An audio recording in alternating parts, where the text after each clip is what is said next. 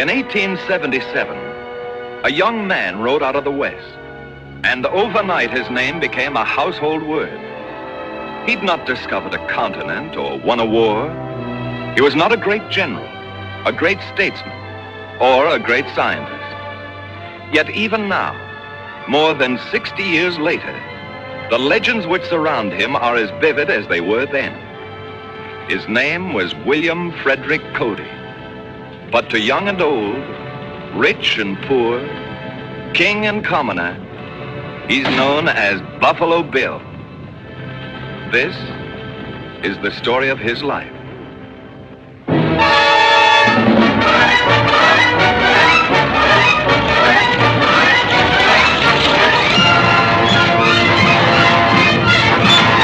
What you got here? Hold that fire and you can make it count. Your hides are my hands.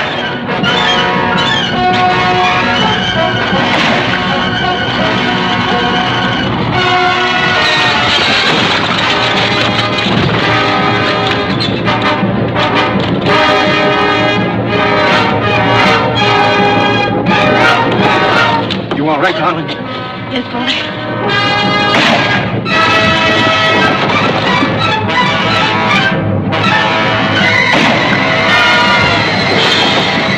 He ain't falling off for nothing.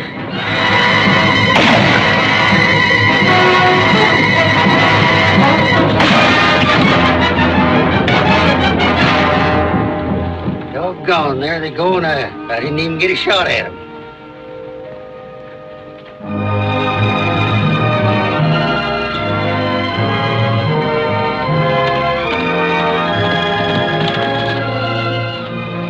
Good morning, folks. Good. Are you all right, ma'am? Yes, I guess so. I knew it was you. There ain't another rifle in the world with a bark like that Springfield of yours. Oh, Miss Federici, I want you to meet up with Buffalo Bill Cody. The best scout, the best shot, the best man on the plains. How do you do? And thank you very much. Cody is buffalo hunter at the fort. Senator Federici. Mr. Cody. I guess I'd better go catch them mules. I'll help the sergeant. My daughter and I are grateful, sir. You've saved our lives. Anyone would figure himself lucky for the chance. But not everyone would have acted so courageously. She's right, Mr. Cody. We need more men like you to exterminate these savages. They must be wiped out, root and branch. There's some white men that need wiping out. I don't understand you, sir.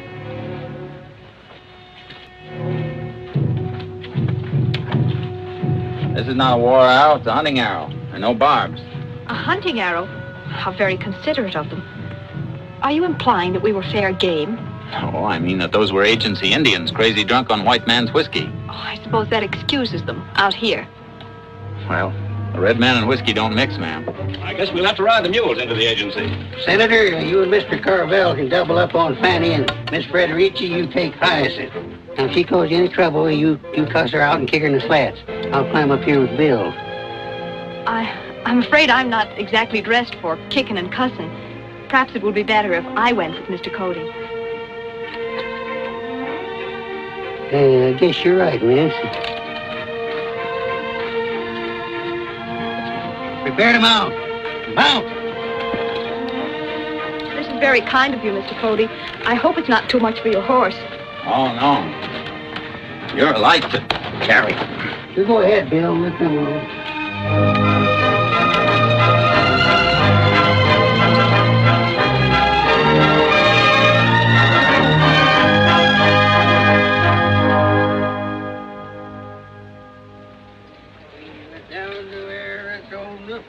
Fight the Indians there.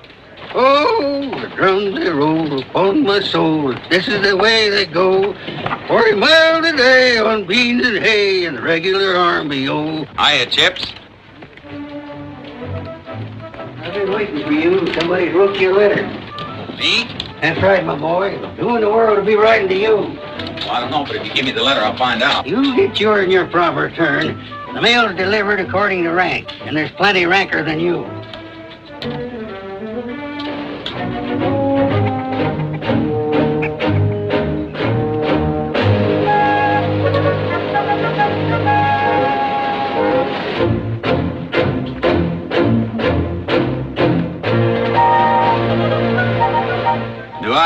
wait for every non-com in the outfit. You wait for every non-com and every buck trooper, too. A civilian don't rate.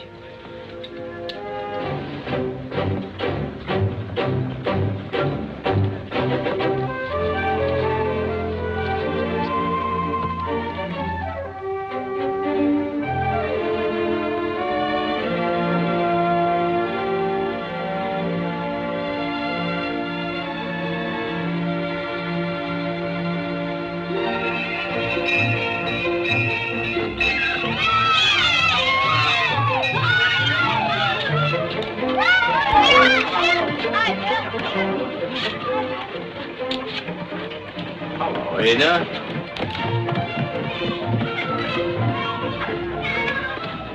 You run on home to your mama.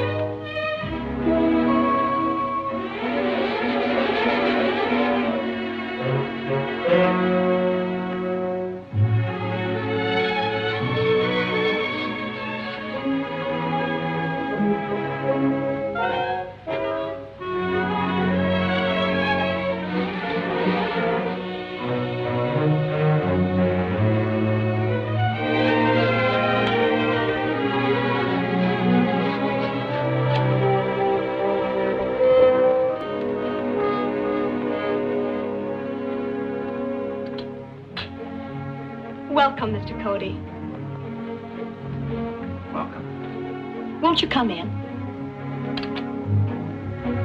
We have a number of unexpected guests you must meet. Well, maybe I better not stay, Miss Frederici. I'm not dressed for this sort of a soiree. Oh, nonsense. In these buckskins, you're the handsomest man in the room. By the Lord Harry, it's Nimrod the Hunter, led captive by Aphrodite. Gentlemen, Mr. Cody, General Blazier, Mr. Vanderveer, and Mr. Ned Buntline. Mr. Cody, sir, we've heard of your indomitable heroism in snatching Miss Frederici from death at the hand of the bloodthirsty savage. Will you honor me by taking wine? Thank you, Mr. Buntline. Buntline? Buntline, sir. Special correspondent of the New York Herald. I'm a man of pronounced temperance principles, Mr. Cody. Founder of the National Association of Moderate Abstainers. But there are moments when principle must yield to the importance of occasion. Your good health, sir. How are you enjoying your trip, Mr. Buntline? You've seen a great deal of the world. What do you think of the West? The most amazing source of inspiration I've ever encountered, Mr. Windsor. The wilderness, the torrent, the peak, the unending solitudes where roams the Indian, in all his ferocity, in all his nobility. Well, after seeing his ferocity, I'm a little skeptical about his nobility. Indians are good people, if you leave them alone. Nothing would suit me better than to leave them alone. All alone.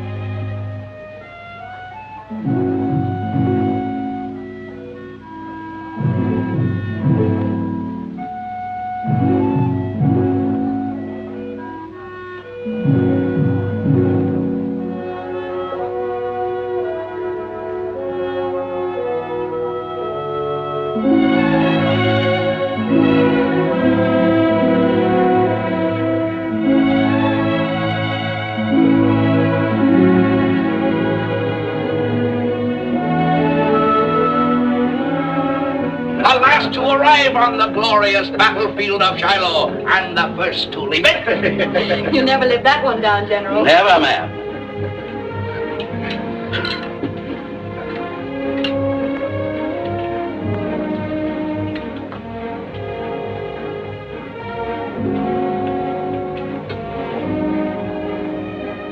I made this myself, Mr. Cody. I hope you'll enjoy it. It's a trifle.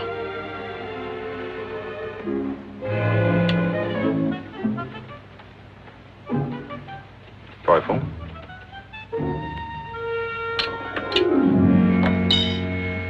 Oh, how stupid of me, Mr. Cody. Do you mind?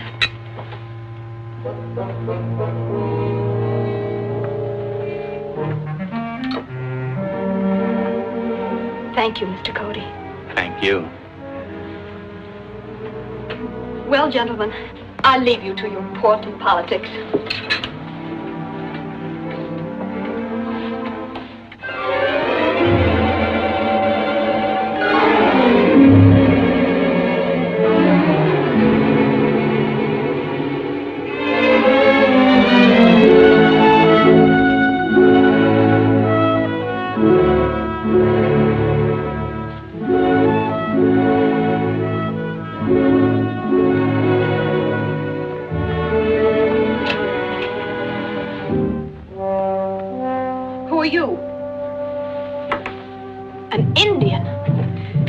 By breaking into my room and stealing my clothes. I didn't come here to steal. Maybe you Indians have another word for it, but that's my dress you have on. I tell you, I didn't come here to steal. Perhaps you'll explain to me just what you're doing in my clothes. I wanted to find out something. And just what, may I ask? I wanted to find out if I could be as beautiful as a white girl. In a white girl's way.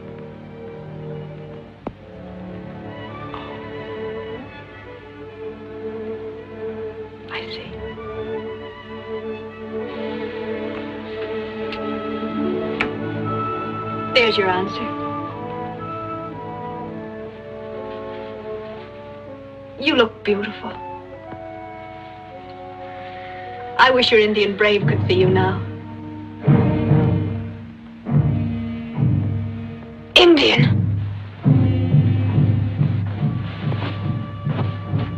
What is it? What did I say to offend you? Please, I'd rather you kept it. It was so becoming to you. I don't believe you. You don't want it because an Indian wore it.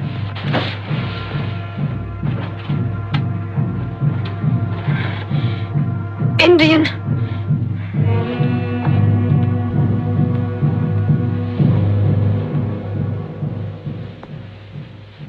Well, Senator, have I made myself clear? Perfectly. And you may count on my support when the issue comes before Congress. Mr. Vanderveer, why can't you build your railroad around the Cheyenne lands instead of across them? Young man, that would delay construction for over a year and double the cost. Yes, Sergeant? We found him, sir, but we had a little trouble. Bring him in. A distinguished visitor, gentlemen. Yellowhand. Son of Chief Tallbull. Excellent. Let's have a look at him.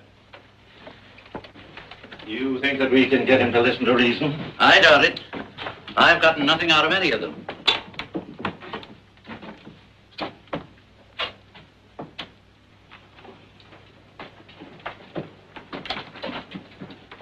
How, Yellowhand? How, Pahashka? Tell him his people must move out of the Smoky Hill country within 30 days. I understand your words. I've been to white man's school. We've hunted and fished together since we were so high. Once you saved Yellowhand's life. When you do an Indian a favor, he never forgets it. If you do him bad, he never forgets that either. Very interesting. Now tell us, Yellowhand. They give themselves amazing names. Tell us why your people refuse to obey the order to move. We must live where there is food and water. And buffalo. What has the buffalo got to do with it? Why, without the buffalo, the Indian would practically perish. It's his main source of food. In the winter, the hides protect them from freezing. I see. If you want something from the Indians, why don't you treat their chiefs the way you would the heads of any other nations? Well, what do you mean? Yellow Hand is a prince, the son of a king. Invite men like that to Washington. Try and understand them, what they're up against. Maybe they'll be able to understand you. Savages, loose in the East? But the idea is preposterous. But what a headline. Redskin powwow at the Hotel Astor. If they won't talk sense here in their own backyard, what can you expect 3,000 miles away? Yellowhead, you want us to use force? My people do not want war. But we will fight if we must. General, are you prepared to act? Yes, I have my orders. All right, Yellowhand. You've had your last warning. Move or be driven out. Is the white man finished? How? How? Well, as a newspaper man, I have covered every kind of fight, riot, and revolution, but never an Indian war. Here's to something new. You wouldn't talk like that, Mr. Buntline. If you ever saw the Cheyenne on the warpath. There's nothing to be alarmed at. I'll clean them out in a week.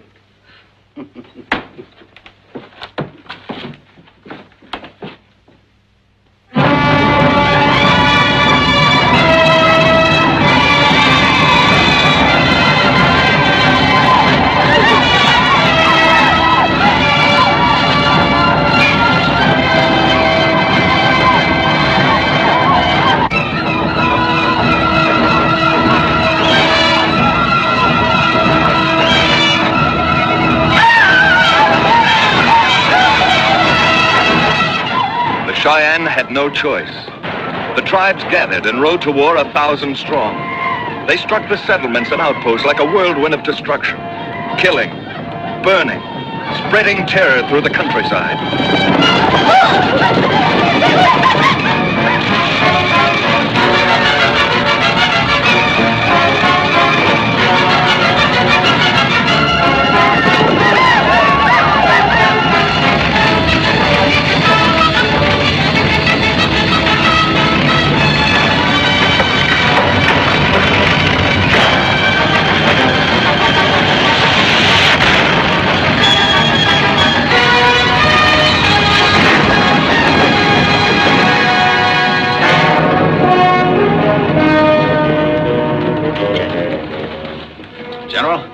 Cheyenne war party, about 500 braves heading this way.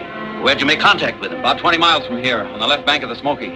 Trumpeter, sound to arms. Come inside.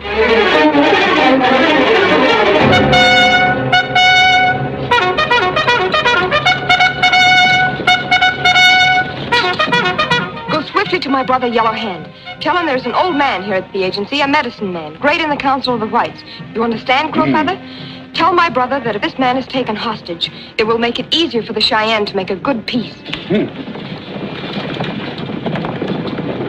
days' rations and forage, 120 rounds per man.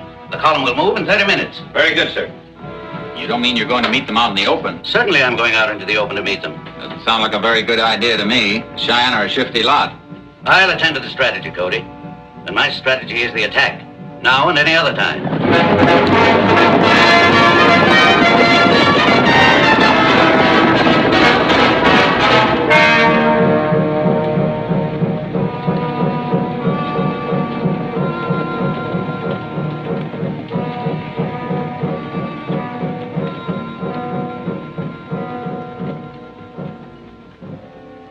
It's ignominious. A miserable mule casts a shoe, and I, who have been in the very forefront of battle, miss a chance to ride in Blazier's column. Maybe you're not missing anything by being left behind. I guess not. Don't you think the Cheyenne will give Brazier a battle? If they do, it won't be where he's looking for it. You know the Indian, Cody, don't you? Nobody knows the Indian. I've had to fight him since I was 14. Pony Express, stage driving, scouting. Indians never do what you expect. What's that? The Indians. Blazier's not between them and the settlement anymore. Well, where are you going? To the agency.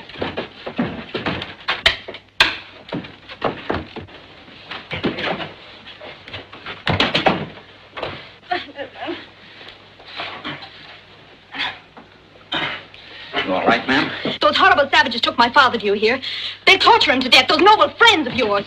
Well, do something. Why don't you go after them? Nothing we can do right now, ma'am. How many were there? I don't know. It was a war party. They swarmed all over us. I can't track them in the dark, Miss Federici, even if I could. There are too many of them. But we must do something. All we can do is hope for the best. If they didn't kill all three of you outright, it means the only one of the senators a hostage. By the Lord, Harry, that's it. To get better peace terms. Savages, brutes, fiends! Why did I ever come to this nightmare of a country?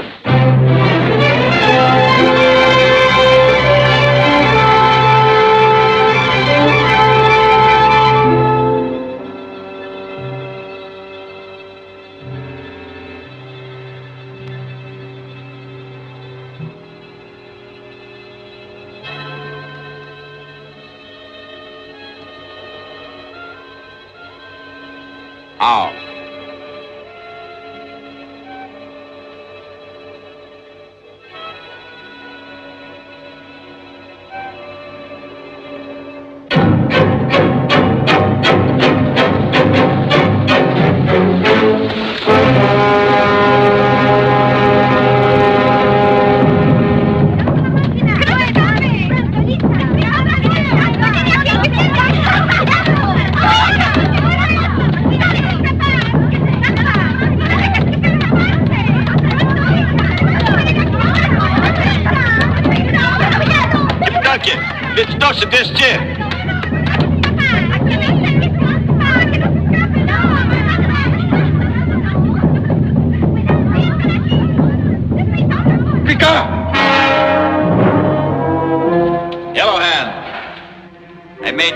Chief in a nation of women. Your squaws can't make me run. Get down from your horse and see if you can. Don't be afraid. My hands are tied. Let them alone. They've got more grit than your braves. I came in peace because I thought the Cheyenne were men. They're squaws. Such words have no place between warriors, Longhair. Thanks, Yellow Hand.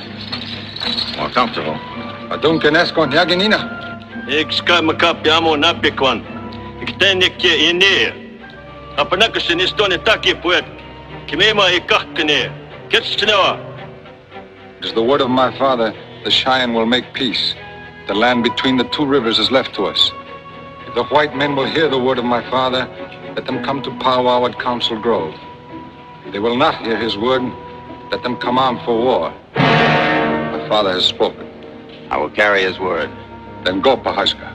I'm not going without the white man you took from the agency. The white man is a hostage. My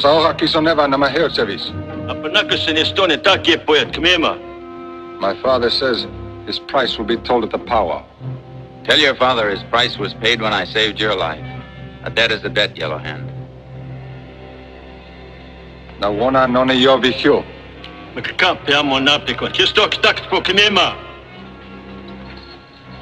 A debt is a debt.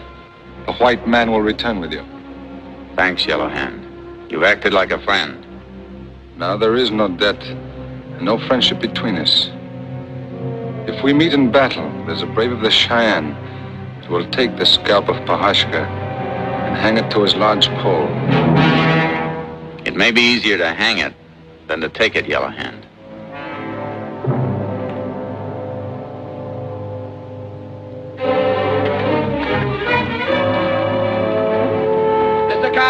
Mr. Carvel! Buffalo Bill is here!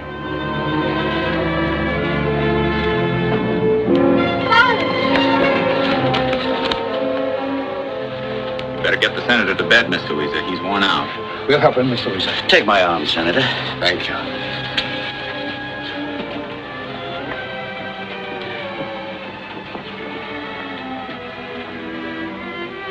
I wish there was some way of saying what I feel, or some way of repaying you for what you've done. Maybe there is, Mr. Weezer.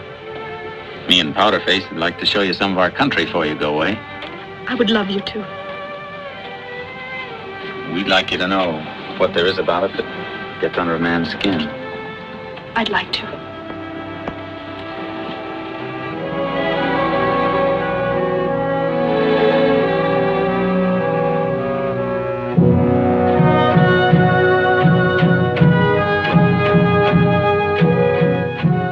Representative of the United States of America and of the Cheyenne Nation, thine below as a solemn pledge of faith and agreement.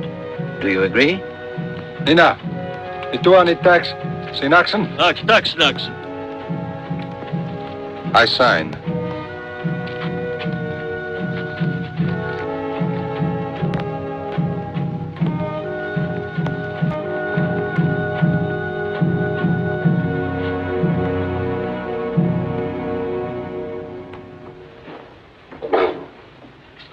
I hate to see you go, Ned.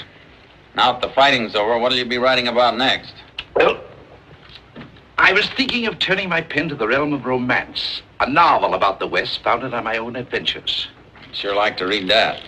You know, Bill, I was even considering including some of your exploits.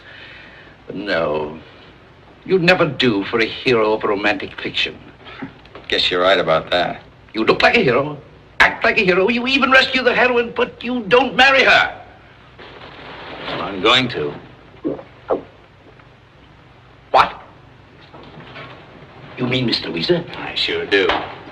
You've asked her? No, not yet. No. Come in. Oh, Mr. Buntline. Are you ready, Bill? Just about, I should say, ma'am.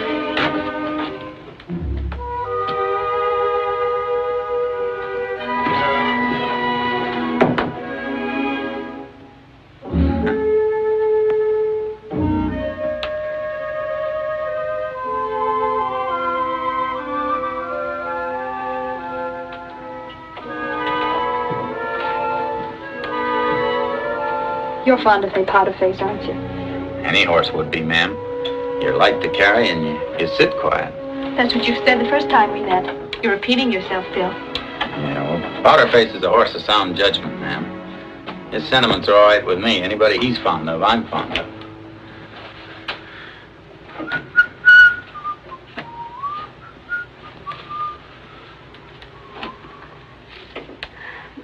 That's a lovely blanket, Bill.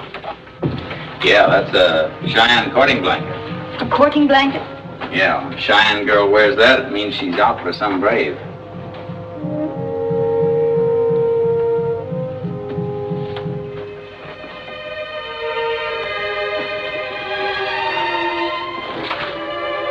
How does she wear it? Like this.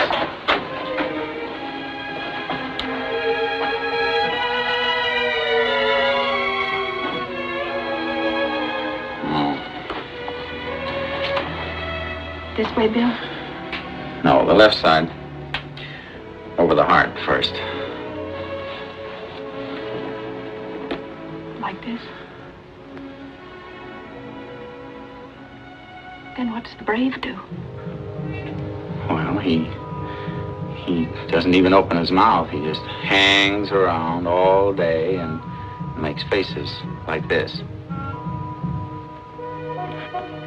That sounds like a very dull courtship. If he doesn't speak, how does he propose? Well, he plays his own call on a courting flute. Like this.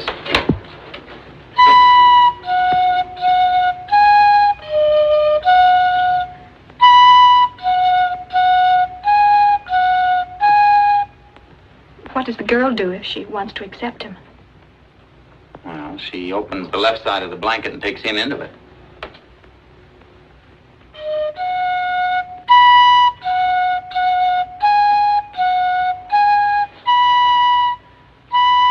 Like this, Bill?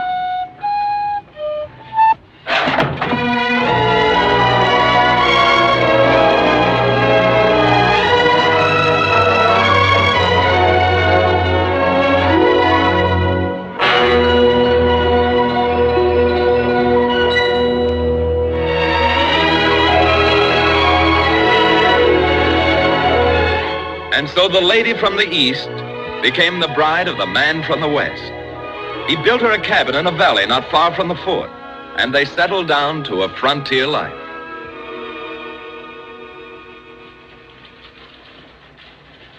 Hi, Bob. Hey, Chip. Oh, hey, oh. Look what I fetched you, Mrs. Cody. Father! Louisa. Why didn't you let us know you were coming? Why didn't you get my letter? No. You want the letter you want? I got one here for you, Mrs. Cody. Well, that's it. That's my letter telling you I was coming. I mailed it a week before I left. That's nothing. Private Mulligan didn't get the letter with his reprieve till 10 days after they hung him. Come to think about it, he never did get it. Hey, Bill, would you get the senator's bags? Come on, boy. Well, it doesn't look as if you young people have been living in luxury for the past 2 years. That's being changed, though, right away. What do you mean, Father? Vanderveer is starting a new industry here, a tremendous affair. An industry here? Yes, my boy. A craze for buffalo robes has swept the East. People will pay anything for them. Vanderveer's formed a corporation. I'm on the board myself. And you, Bill, are going to direct the field operations. Field operations? Yes. Hire every hunting outfit available. We want all the hides you can get, and more.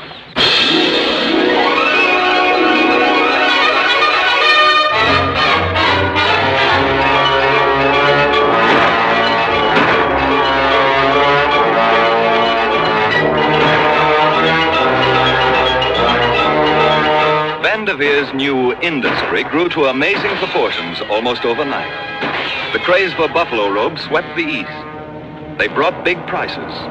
Buffalo hunting became an organized business and degenerated into a wholesale slaughter. For a time, it became the sport of the world, bringing sportsmen from every land. And in a single month, 5,000 head were slaughtered.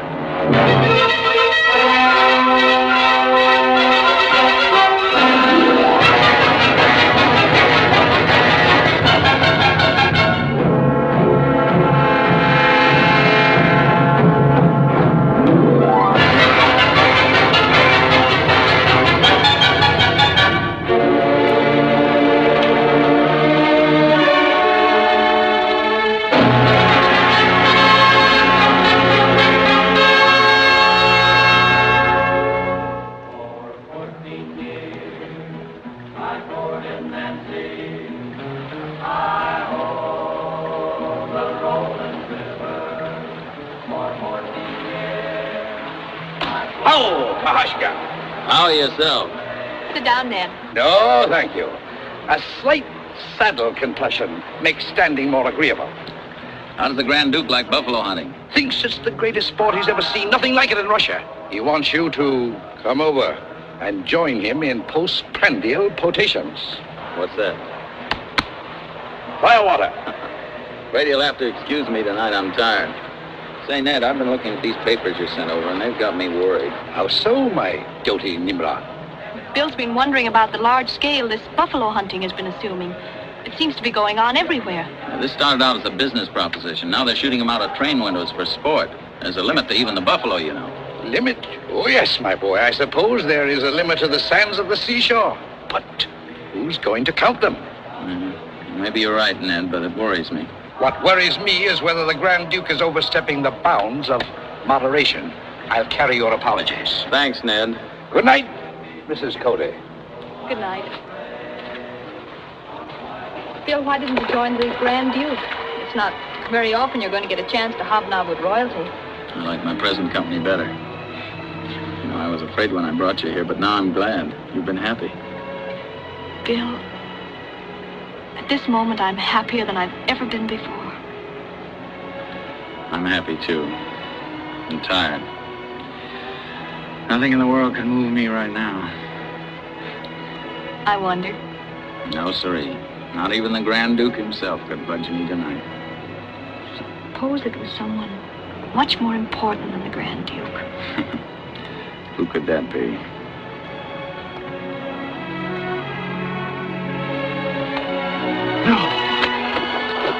Yes. Oh, Bill, what are you doing? What are you doing, Bill? You lie perfectly still, darling. I'll pack up. Pack up. Yes, I've got to get you to the doctor at the fort. Oh, Bill, not yet.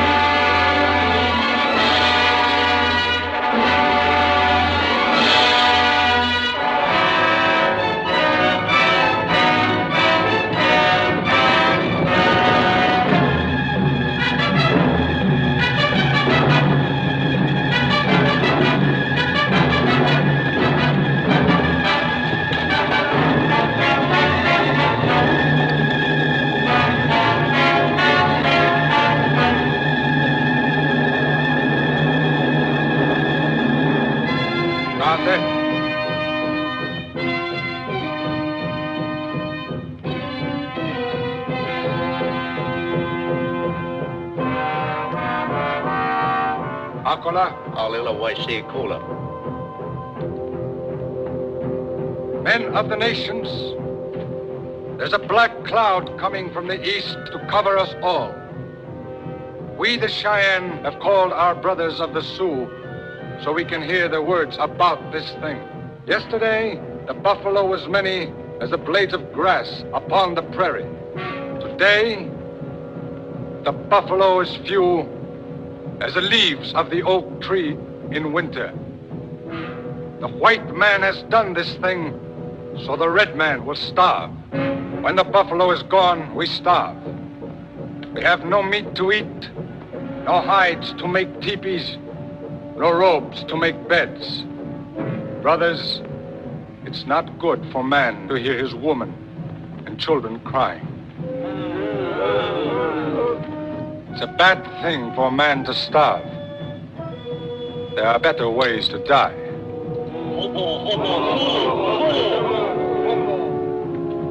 The word of the Cheyenne is the word of the Sioux. Let both people be bound by the belts of the war chiefs.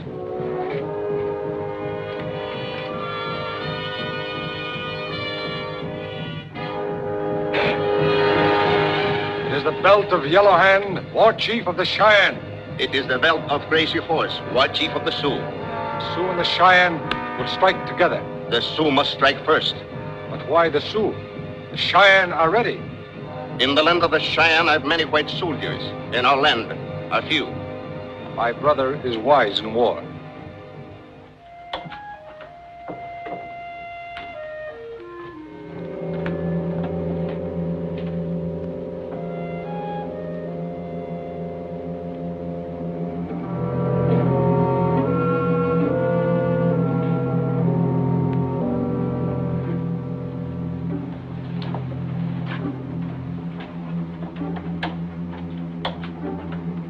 Children,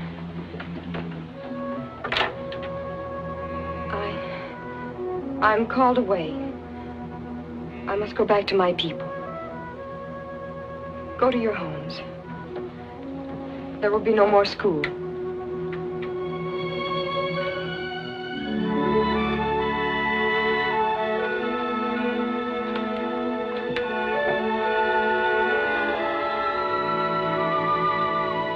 Do as I say.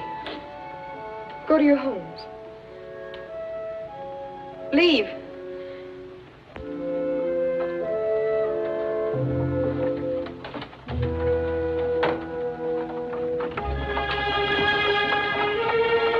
Do you have to drive so slowly, Bill? I'm not taking any chances. I'll get you to the doctor, all right? Don't you worry, sweetheart.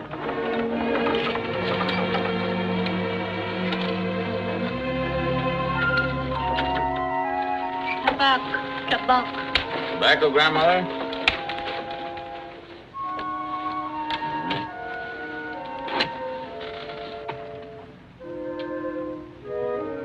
There you are.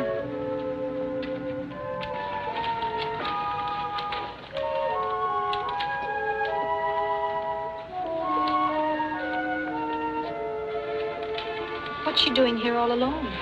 She's just old. Indians get too old to travel, why they're left behind with a little food and fuel. To die? Yeah. That's terrible. Can't we do something for her? Well, it's the way of her people. There's nothing we can do.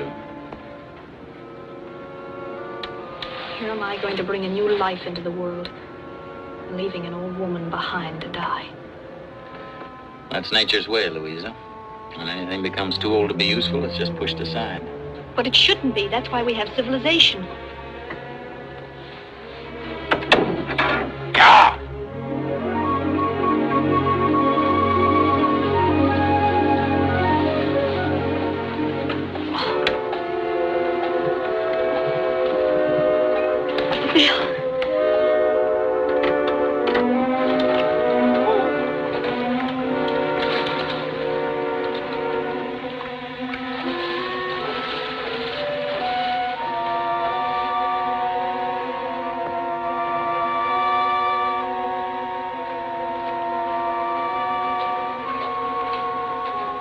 Who? Kid.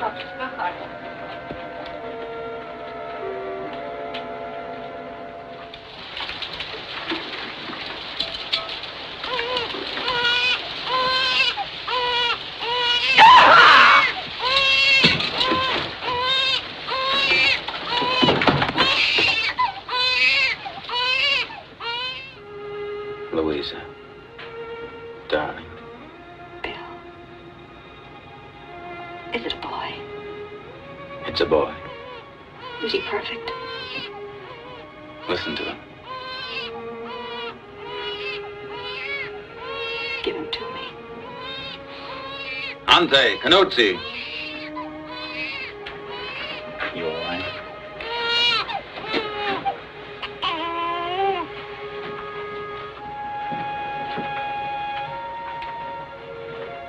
We'll name him after the greatest scout that ever lived, Kit Carson.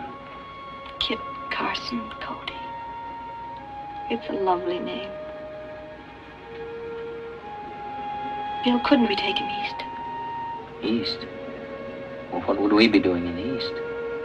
I want him to be safe. To have care, doctors, schools. All the advantages of civilization. He'll have care. He won't need any doctor. He got here without one. Schools. We'll think of that when the time comes. It would be nice to go east, though. But it doesn't matter where we are, Bill, as long as we're together.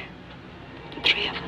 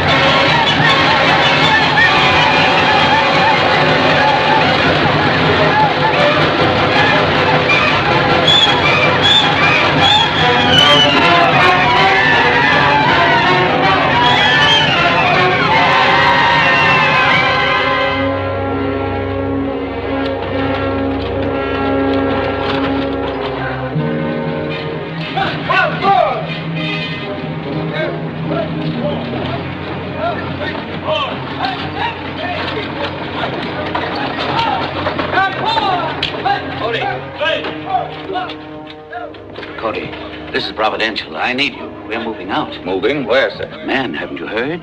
The Sioux have overrun the north, beaten Crook and wiped out Custer. Wiped out Custer? And the 7th Cavalry, every last man.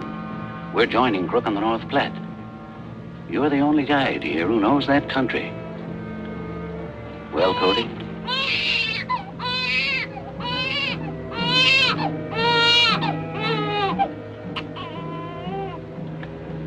You see how it is, General. Yes. But you know what this disaster means. You're a civilian. I can't order you to do anything. But I can leave it to your conscience. We move in 2 minutes, Cody. With or without you.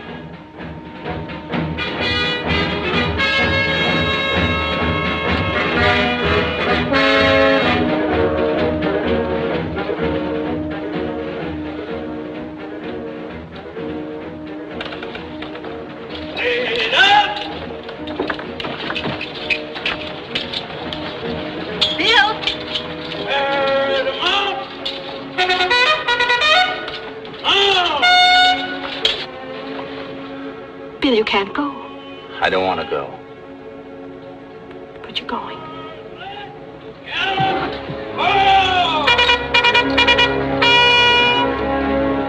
Bill, you can't go. You don't have to go. The general said he couldn't order you to.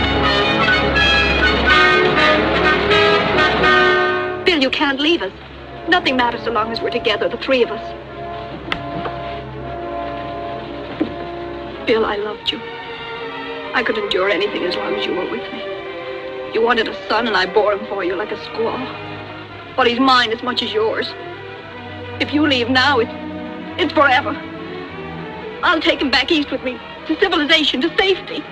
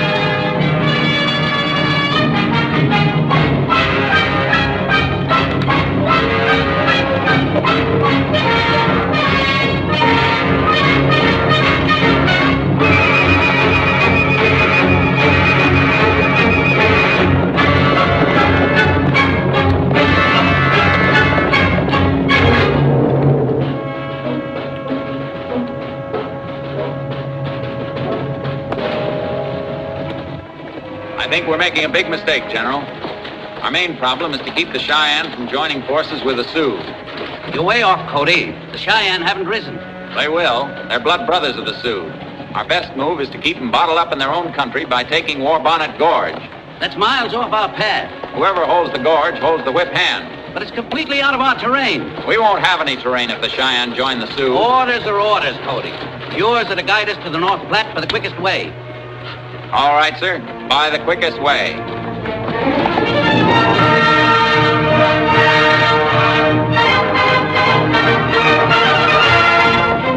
Hey, Chip! We're changing direction here. I thought the North Platte would be that way. Well, this is a shortcut. The old man wants to go by the quickest way. Trooper Smith, hold on until they troop to change the direction. Clancy, wake up. If you go to sleep again, I'll trample the stripes out of you.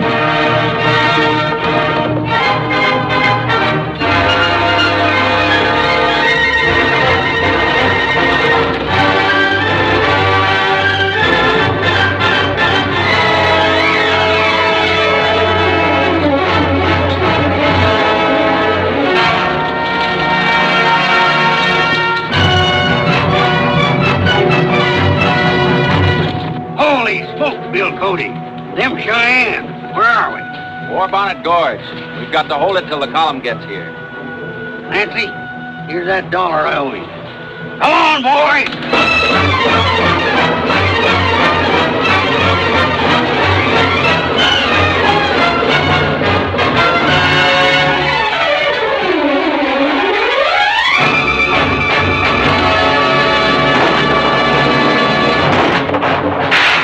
Blazer anyway. I never thought I'd live to see the day when I'd be praying for the sight of his ugly mug. Take a breath and keep firing. The old man won't save any breath on you, Bill Cody, when he finds out what you got us into.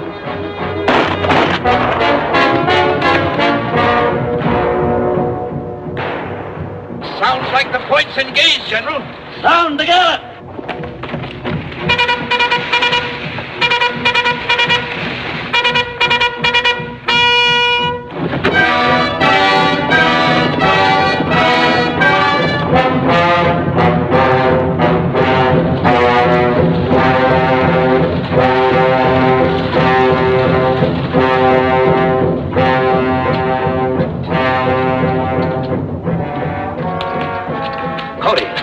War Bonnet Gorge?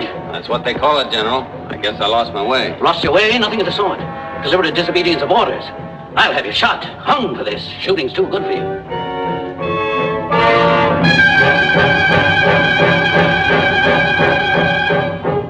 There they are, forming to charge. If 16 men can't hold them till the troops get here, we're scuppered thanks to you, Cody.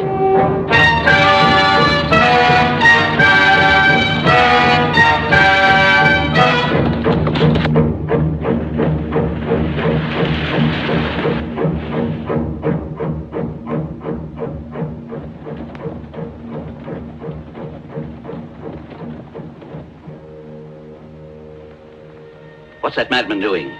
Making medicine? Wait! That's Yellowhand. Don't shoot! You fool, what do you think you're going to do? Save you 5 minutes, maybe, so the troops can get here.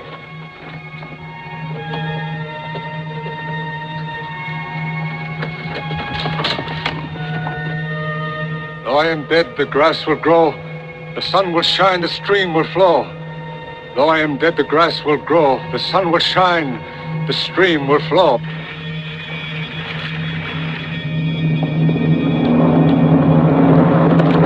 Yellowhand! Bahashka! Turn back, Yellowhand! Take your people back to their own country! The Cheyenne have no part in this war! The Cheyenne have part in this war. The white men have fallen before the Sioux. Now they will fall before the Cheyenne. There is no need for war. Let us speak fair words in council. There are no fair words in the mouth of a white man. This time it is the lances of the Cheyenne that will speak. And now!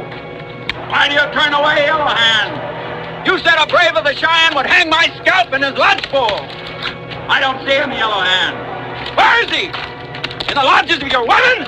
Ah, Bahashka! There he is!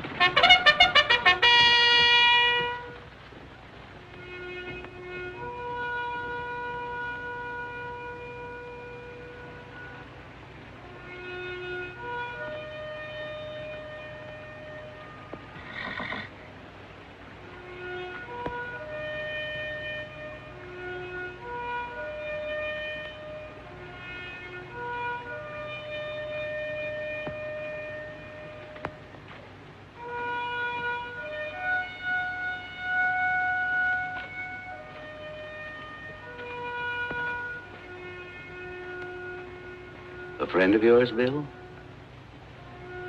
They were all friends of mine.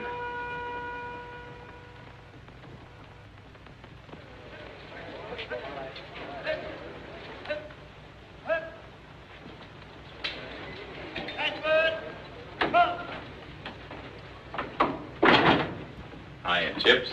Anything for me? There is, you'll get it in the order of your rank. I'm thinking that won't be soon, what with 6 months' mail to be sorted. Supposing I find it myself. If you find it, you can keep it. You'll get no delivery from me except in the proper military manner. And you know what that means. Yeah. We're down into 1:45. Here's one. Yeah. Is your wife? No. It's from the President of the United States. He wants me to come east. I told you, Bill Cody, you'd get in trouble for leading them troops the wrong way. Is it to get a court-martial? No. It's to get a medal. A medal, you say? Yeah, for the Battle at Warbonnet Gorge. Hey, I was in that, too. Maybe there'll be one for me.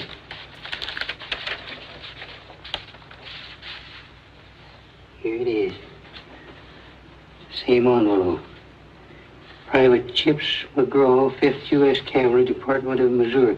So what's the matter with the president addressing me as Private Chips McGraw? Well, of course, the man's only been on the job a short time.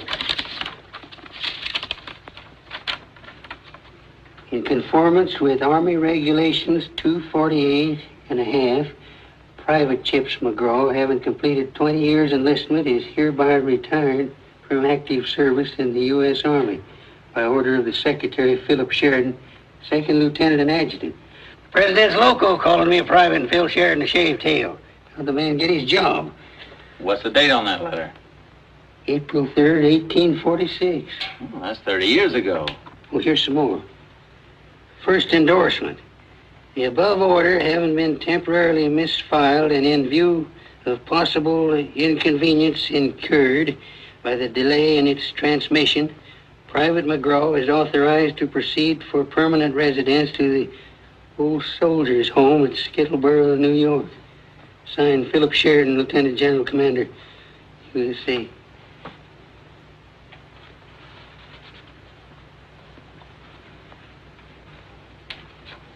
Me that's been praying for a letter for 50 years.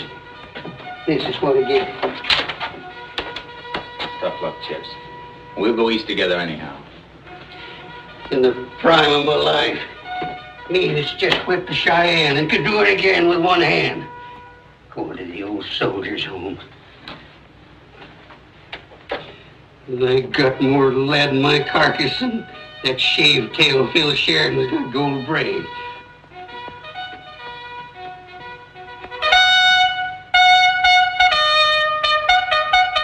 Retreat, is it? Retreat to the Old Soldiers' Home. Chips!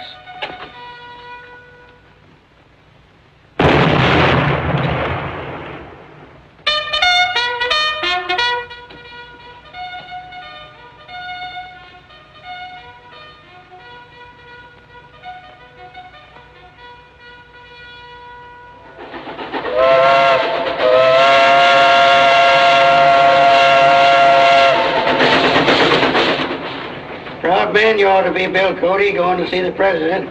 Yeah. I want to see my boy, too. Yeah, who's to blame you for that? One of these days he might be president, or even an officer. He's only 3 days old when I left. I wonder if he'll remember me. His eyes open yet? Yeah. They were blue. Yeah, then he'll know you all right. I hope Ned Buntline meets me in Washington. Kind of lonesome in a strange country. Nobody in the East ever heard my name. Hey, Bill, let's go get me some tobacco. All right, Chips.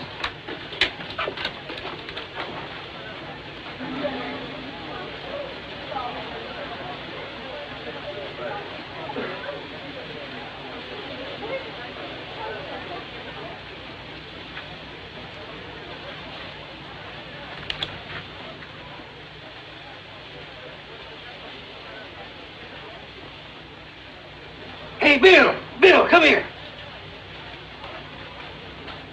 They're about you, Bill. Ned Buntline's put you in the books. Oh, me? Sure, that's your picture there, right out in front. Anything I can do for you, gentlemen? Holy mackerel! It is! Hey, Joe! Mary! Lizzie! Buffalo Bill's out here! Come on! There's Buffalo Bill! Come on, Chip. Hey, folks! Hey, folks! Here's Buffalo Bill! Buffalo Bill! Buffalo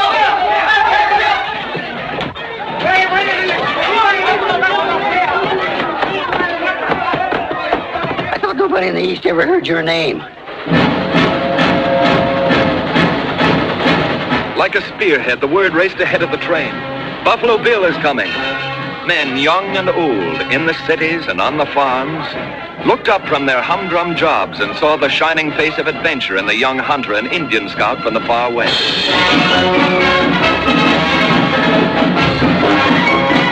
They knew and loved his story. And as he passed by, for one brief moment, they seemed to share in all of his daring exploits. Adventures they themselves could never have.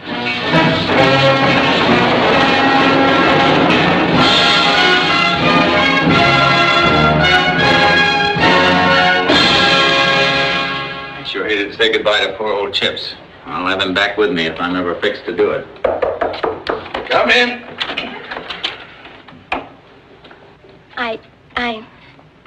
I've got the horse stabled all right, sir. He's well taken care of. The White House carriage is out in front. Good. My wing-footed Hermes. Here's $1. If it's the same to you, I'd rather shake hands with Mr. Buffalo Bill. That's the first time any handshake of mine was ever worth $1. Thank you, Sonny. Thank you, sir.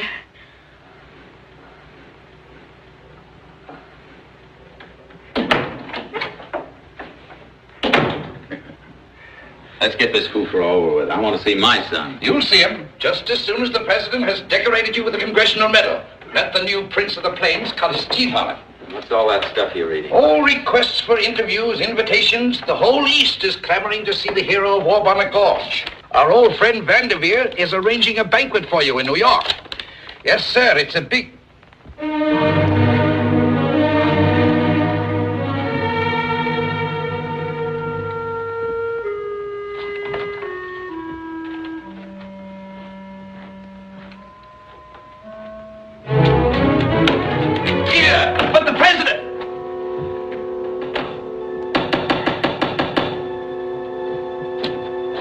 Where's my son? He's upstairs, sir.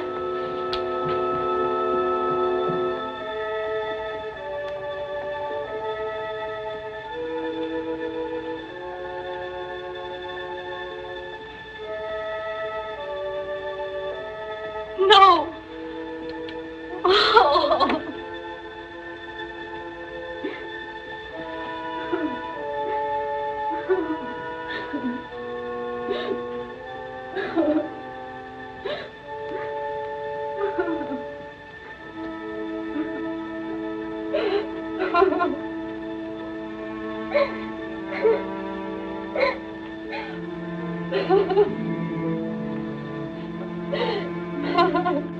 What killed my son? Bill. Diphtheria. What's that? It's a germ. Where does it come from? From water systems, from sewage. It's a crowd disease. A disease of civilization. Civilization.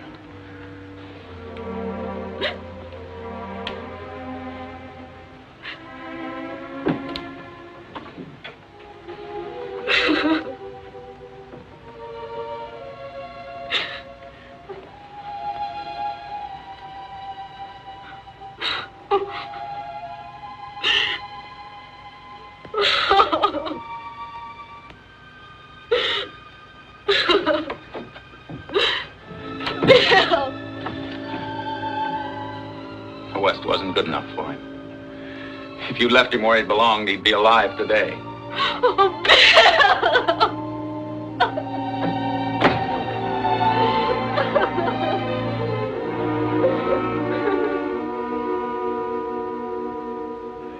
President knows why you didn't show up, Bill. His deepest personal sympathy goes with that medal. Now, that's what they give you for killing Indians. Indians that can live against nature and feed and clothe themselves with nothing but their bare hands. Don't you think we ought to leave? And who gives it to you? They're pot-bellied, civilized citizens who couldn't walk a mile with an Indian. They give you medals. Try to control yourself. The people are listening. Well, let them listen. Anybody who could hold his own against Indians doesn't have to shut up for these people. Any 10-year-old kid who was born and raised like an Indian could whip the daylights out of him. Any kid.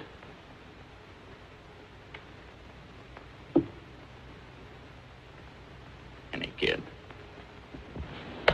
Come on, partner.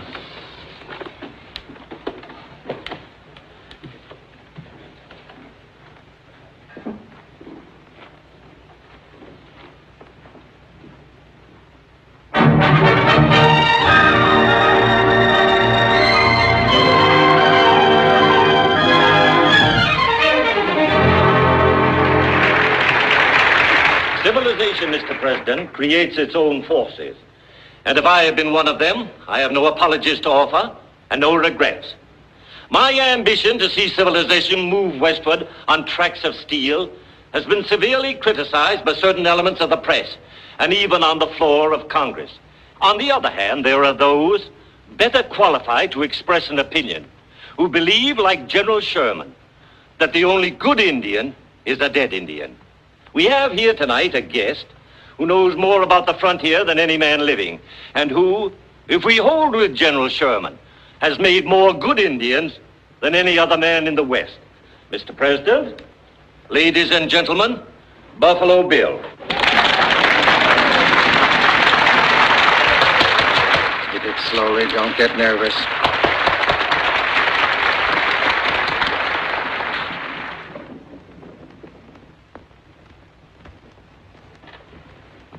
Mr. President, ladies and gentlemen, I was afraid I was going to make a fool of myself in front of you tonight, but that would have been all right, because a man can make a fool of himself when he's off his own stamping ground.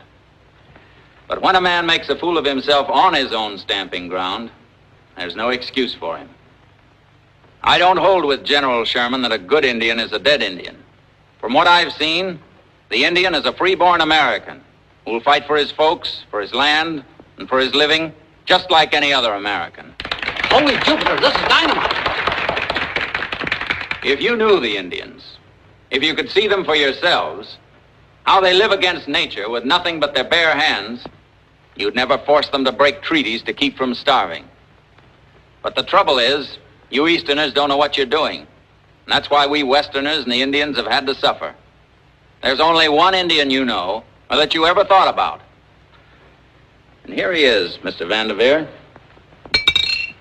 The Indian on your pennies.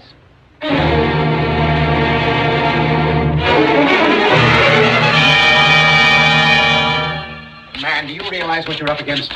Do you think Vanderveer's going to let a hayseed like you right out of the West and get away with a thing like this? You're crazy. I tell you, there's nothing Vanderveer won't do. What can he do to me? I don't know, but it'll be plenty. Uh-huh. Now, look, Bill, I like you. I built you up, and I don't want to see him tear you down. Well, I'll take care of myself. All right. If you insist on being a martyr, good luck to you, Bill. I'm off to Mexico, but I'm warning you, Vanderveer will stop at nothing.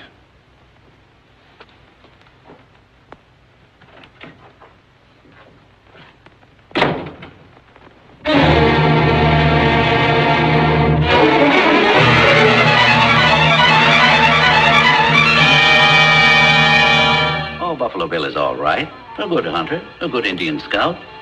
But to give him all the credit for our victory at War Bonnet Gorge, well, that's going a little too far.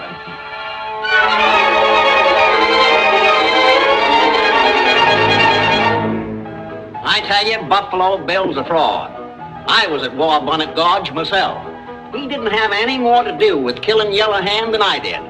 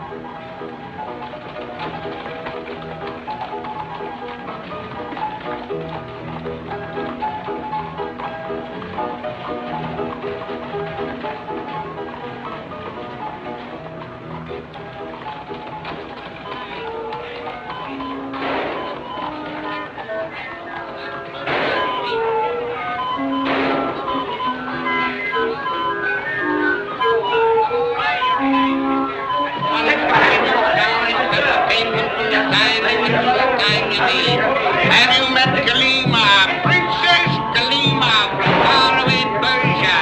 She escaped from the harem of the Sultan at the risk of her life. Inside, she danced, she moved up and up from neck to neck without moving her feet. And the moon is strong here, the walk of Paris, the wonder boy. Come on. Try your eye, mister. A dime will get you $1. What's the matter? Ain't you got no sporting blood in you? Maybe. Haven't you? Sure. You got a dime, but I'll gamble this against your $1. What's that? Judas. Hey, Muldoon! Come here! Will you look what this hobo wants to sell for a dime? Holy St. Patrick. The Congressional Medal. Where did the likes of you get this? The place called Warbonnet Gorge. Warbonnet Gorge. Well, think of that now. Well, I'm taking you to a place called the Station House. What for? It's my medal. I'm Buffalo Bill Cody. And I'm Jenny Lind. Now, will you take a walk with me, or must I sing you a lullaby with me nightstick? I am Buffalo Bill Cody. You know, if I was pretending to be someone, I wouldn't be that faker.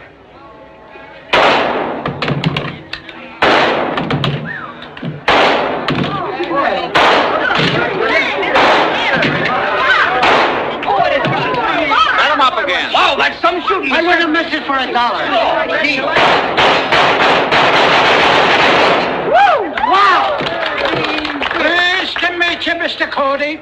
Just the king of Siam you are, if you're saying so. I guess the laugh's on me, Mr. Buffalo. Here's your medal. Well, thanks. How about the $1?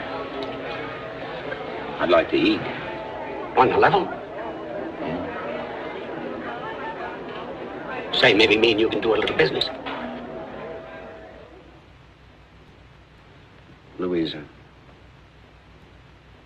torturing yourself like this. He's gone. Make a new life for yourself. Divorce him. No. I can't stand seeing you suffer, my dear. Why don't you go to him? That's really what you'd like to do. Forget your pride. He's worth it. I wish I'd had the courage to stand up to Vanderveer when I found I'd been deceived. Do you know where he is now? No. How he's earning his living?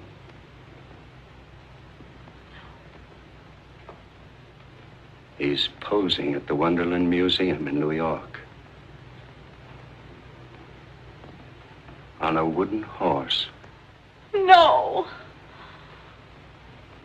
Step up, ladies and gentlemen, step up for a moral and educational exhibition of marksmanship by the King of the Plains, killer of Cheyenne war chief, that human tiger Yellowhand, and hero of Warbonnet Gorge, introducing Buffalo Bill.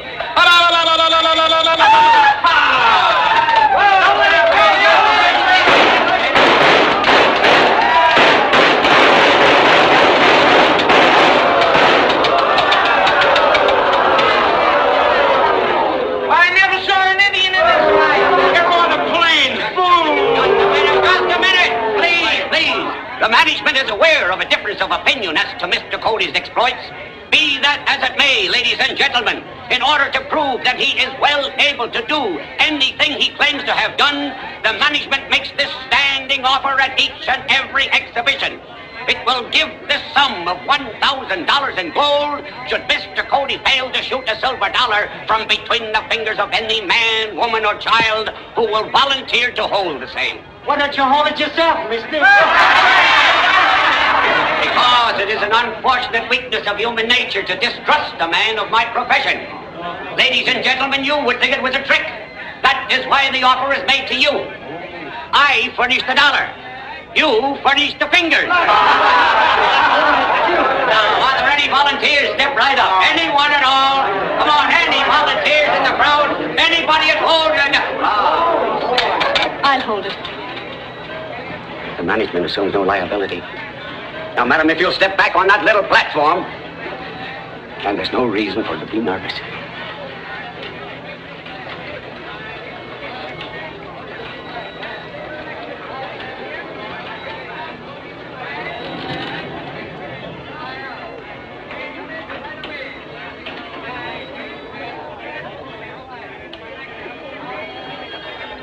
Now, madam, hold out the dollar.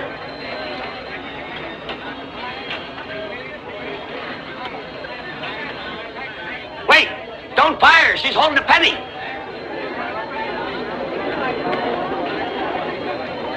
Shoot, Bill.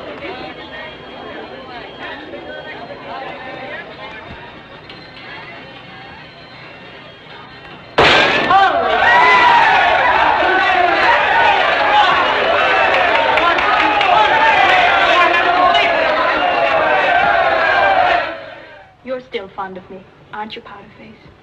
I've never known him to be wrong.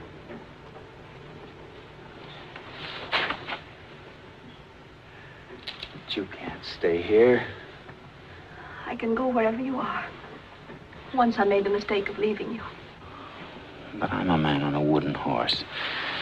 You saw for yourself tonight.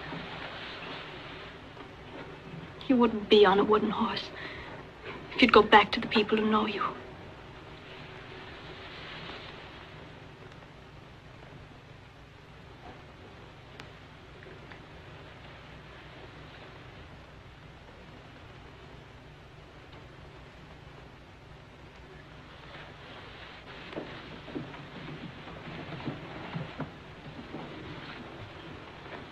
You don't belong in this crowded ugliness.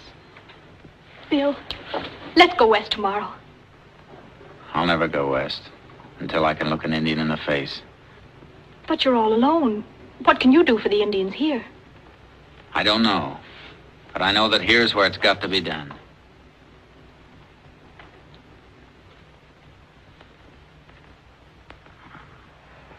Now don't forget, aim at the jet of water right under the ball. And squeeze, don't pull. Nice shot, Freddie. You got an eye like an Indian. Say, Buffalo Bill, what are Indian kids like? What do they do? Do they have to go to school? Oh, sure, they go to school, but not inside like you. What do they learn, arithmetic? No, they learn to ride and fish and hunt and swim. I sure wish I was an Indian. Tell us about it, Buffalo Bill. Well, it's kind of hard to tell about them, but if you kids could see 300 of them on galloping ponies with their feathers flying, it's something you'd never forget. 300 Indians charging as they rode at Four Bonnet Gorge. It's a colossal idea, and by the Lord, Harry, we'll do it. Ned, what brought you back? Love for you, my boy, and I know a dozen promoters who'd give up money for that idea. Well, what are we going to do with the Indians here in the city? Man, we'll put them in a show, the greatest show the world ever saw. Indians, 300, 500, 1,000 of them. Cowboys, troopers, stagecoach, buffalo, riding, roping. If the East won't go to the West, kiddies, we'll bring the West to the East.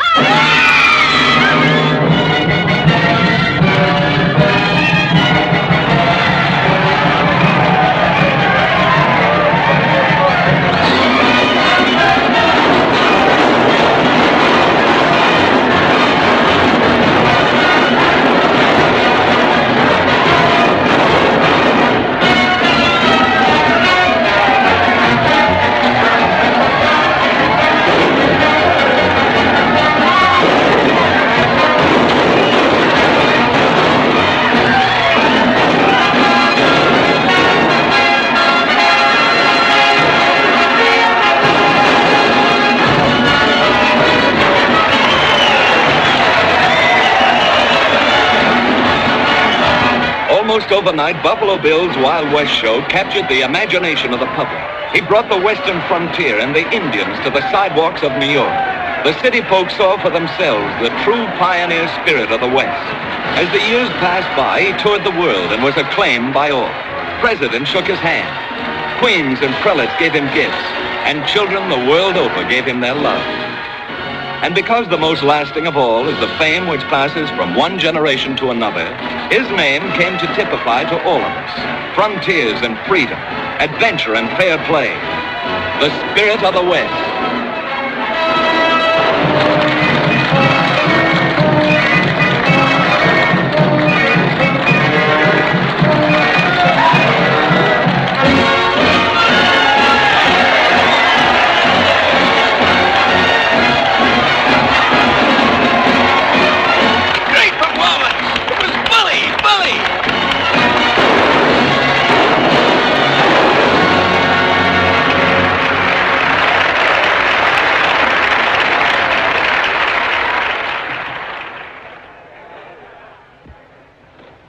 Ladies and gentlemen,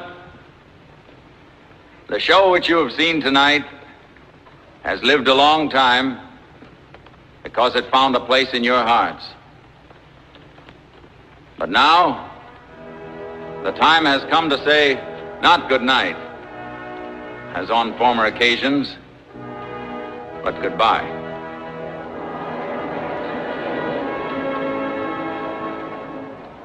Hand in hand, my wife and I are returning to our home in the West, to the sunset.